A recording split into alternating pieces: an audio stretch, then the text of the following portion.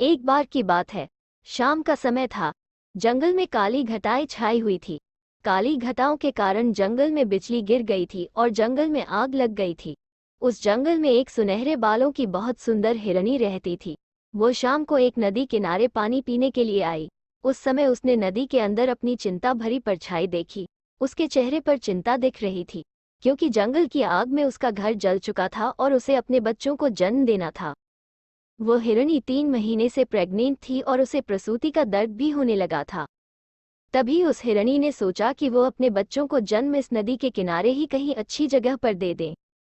अचानक से हिरनी को नदी के किनारे झाड़ियों में से कुछ आहट सुनाई दी। तभी उसने अपनी तिरछी नज़र से उस झाड़ियों की ओर देखा तो उसे एक परछाई दिखाई दी। उस झाड़ियों में एक शिकारी शिकार करने के लिए अपनी बंदूक में गोलियां भर रहा था।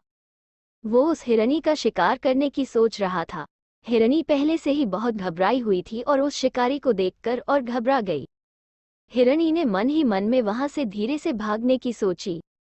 जैसे ही वो भागने लगी तो उसने अपने सामने अपनी मौत को खड़े हुए देखा। उसके सामने एक खूंखार शेर खड़ा था। वो शेर भी उस हिरनी को अपना शिकार बनाने की सोच रहा था। हिरनी ने चारों तरफ देखा, जिसमें एक तरह वो शिकारी, दूसरी तरफ शेर, तीसरी तरफ जंगल की आग और चौथी तरफ वह नदी। हिरनी चारों तरफ से घिर चुकी थी। उसने मन ही मन सोचा, इस नदी को पार करना उसके बस की बात नहीं। पीछे जंगल की आग है, एक तरफ शिकारी उसका शिकार करेगा और एक तरफ शेर उसे अपना भोजन बनाएगा। हिरनी ने बहुत सोचा अपनी जान बचाने के लिए, लेकिन कोई रास्ता नहीं मिला। फिर हिरनी ने मन ही मन सोचा कि मरना ही है तो डरना किस बात से। मौत चारों तरफ है, अब तो शान से मरेंगे। मानो उस हिरनी का दिमाग सटक गया था। ऐसा सोचकर हिरनी सीना तानकर शिकारी के सामने खड़ी हो गई और आंखें बंद करके भगवान से इस जीवन के लिए शुक्रिया करने लगी और जीवनदान मांगने लगी।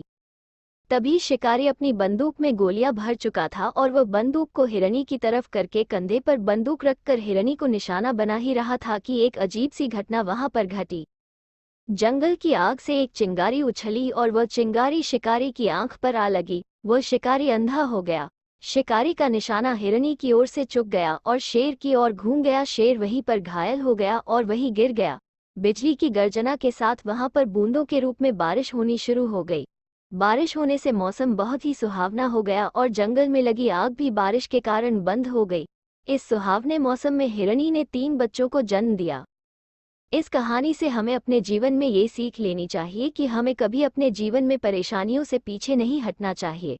समस्या तो हमारे जीवन में आएगी, इसका मुकाबला करना चाहिए, न कि इससे डरना चाहिए। खुलकर समस्याओं का सामना करें और भगवान पर भरोसा करें। भगवान सबका भला ही करता है।